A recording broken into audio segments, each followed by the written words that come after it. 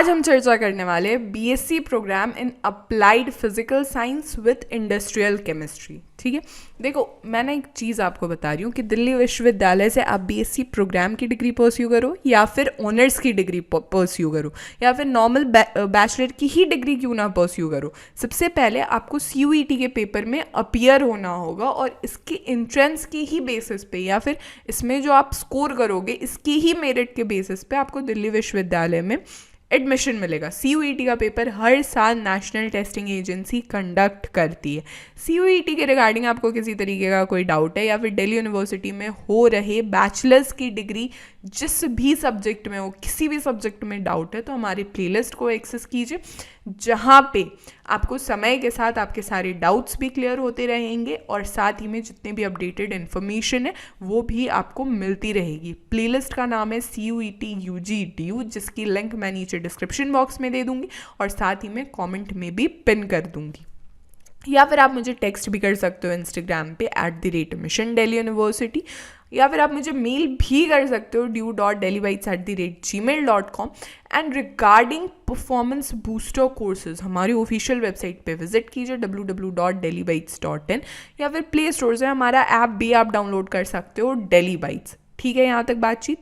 अब देखो दिल्ली यूनिवर्सिटी में ना बहुत से undergraduate degree programmes provide किए जाते हैं, चाहे लैंग्वेज के फील्ड में हो, आर्ट्स एंड सोशल साइंस के फील्ड में हो, साइंस मैथमेटिक्स एंड टेक्नोलॉजी के फील्ड में हो, बीएससी प्रोग्राम के फील्ड में हो, कॉमर्स एंड मैनेजमेंट के फील्ड में हो, वोकेशनल स्टडीज़ हो या फिर म्यूज़िक हो, सारी ही सब्जेक्ट्स को, सारी ही फील्ड्स को इन्होंने टच कर रखा है। ठीक है, आज स्पेसिफिकली हम लोग चर्चा करने वाले बीएससी प्रोग्राम के डिग्री के रिगार्डिंग, जहाँ पे हमारा स्पेसिफाइड सब्जेक्ट है applied physical sciences with industrial chemistry. ठीक है, देखो एक कॉमन एलिजिबिलिटी क्राइटेरिया ये है कि भाई आपका क्लास 12th क्लियर होना चाहिए या फिर आप क्लास 12th में अपीयरिंग होने चाहिए किसी भी सिंगल रिकॉग्नाइज्ड बोर्ड से।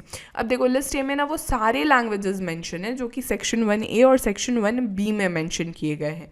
ठीक है, लिस्ट B1 में डोमेन स्पेसिफिक सब्जेक्ट्स मेंशन है, लिस्ट B2 में भी डोमेन स्पेसिफिक सब्जेक्ट्स मेंशन है 9।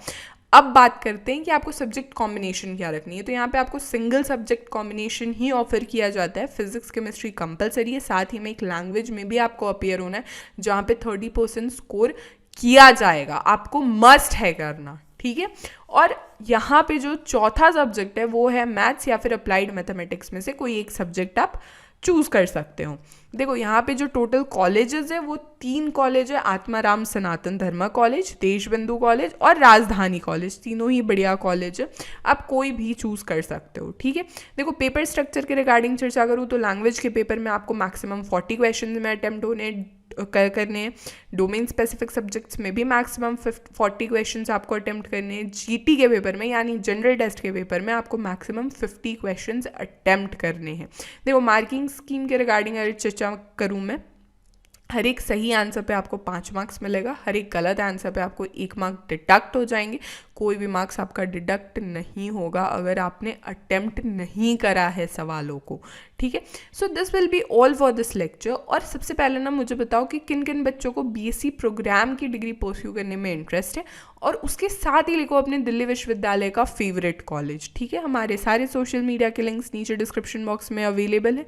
Do comment us, do subscribe mission Delhi University powered by Delhi bite.